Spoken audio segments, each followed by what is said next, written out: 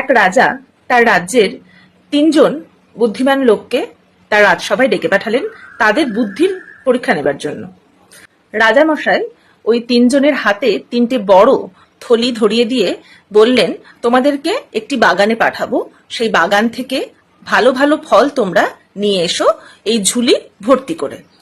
তারা ভাবলো, এ আবার এমন কি কাজ, এটা তো সবাই পারবে। রাজামশাই বলল, ঠিক আছে, তোমরা তাড়াতাড়ি গিয়ে এই কাজটি করে নিয়ে এসো, এখানেই তোমাদের বুদ্ধির পরিচয় পাওয়া যাবে। 10 মিনিটের মধ্যে সামনের বাগান থেকে যে যতটা পারো তোমরা এই ঝুলিটাতে ভর্তি করে ফল নিয়ে এসো। অর্থাৎ এই 10 মিনিটের মধ্যে যেন তোমাদের প্রত্যেকের ঝুলি ভর্তি হয়ে যায়। তখন সেই 3জন মন্ত্রী তাড়াতাড়ি পাশের বাগানে চলে গেল। তাদের মধ্যে একজন গাছ থেকে খুব ভালো ভালো ফল তার নিজের ঝুলির মধ্যে ভর্তি করলো, কিন্তু সময় শেষ, পুরো ঝুলিটা ভর্তি হলো না, মোটামুটি 60% ভরলো। আর একজন যে ছিল সে ভাবলো ঝুলিটা তো ভর্তি করতে হবে, আমি নিচে যেগুলো পড়ে আছে পচা গলা ফল সেগুলো দিয়েই আমি ঝুলিটা ভর্তি করে দিই। তারপরে আরেকজন যে ছিল সে ভীষণ অলস প্রকৃতির, সে ভাবলো, ওরে বাবা, আমাকে গাছে উঠতে হবে, ফল পাড়তে হবে, আবার আমাকে এই নিচের যেসব ফলগুলো আছে তার মধ্যে থেকে ফল বেছে আবার ঝুলির মধ্যে ভরতে হবে, এত পরিশ্রম কে করবে? রাজামশাই তো বলেছে যে ঝুলিটা ভরা নিয়ে কথা, এখানে যে ঘাস টাস আছে ওগুলোকেই আমি কেটে কেটে তাড়াতাড়ি ভরে দিই, দিয়ে আমি তাড়াতাড়ি রাজামশাইয়ের কাছে পৌঁছে যাই সময়ের আগেই। তো যথারীতি সে সময়ের আগেই পৌঁছে গেল। রাজামশাই ঝুলিটা খুলে দেখলো না, দেখলো যে তার ঝুলিটাও ভরা আছে। এরপরে 2য় জন এলো, তারপরে 3য় জন এলো। এরপর রাজামশাই তার সেনাপতিকে আদেশ দিল যে এই 3জনকে নিয়ে গিয়ে কারাগারে 3 মাসের জন্য বন্দি করে রাখতে। তখন বুদ্ধিমান যারা ব্যক্তি ছিল, যাদের পরীক্ষা হচ্ছিল, তারা তো অবাক হয়ে গেল, কেন রাজামশাই? কারণটা তোমরা একটু পরেই বুঝতে পারবে।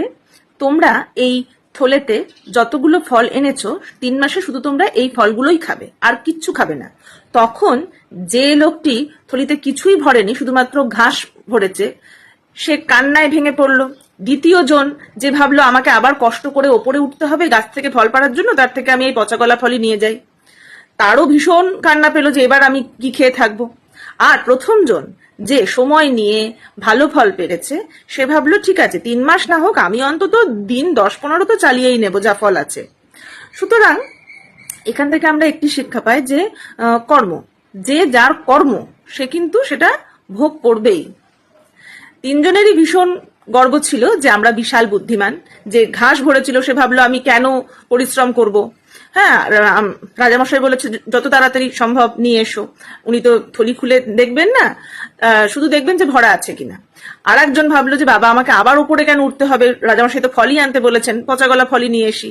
সেও তার কর্মের ফল পেয়ে গেল, আর যে সত্যি সত্যি পরিশ্রম করেছে সেও কিন্তু তার কর্মের ফল পেয়ে গেছে। এই গল্পটা শুধুমাত্র রাজা আর এই বুদ্ধিমান লোকেদের নয়, এটা কিন্তু আমাদেরও গল্প। হ্যাঁ, আমাদেরকে ভগবান এই পৃথিবীতে পাঠিয়েছে কিছু ভালো কাজ করার জন্য, অর্থাৎ কিছু ভালো ফল যাতে করে আমরা নিজের জীবনে সংগ্রহ করতে পারি।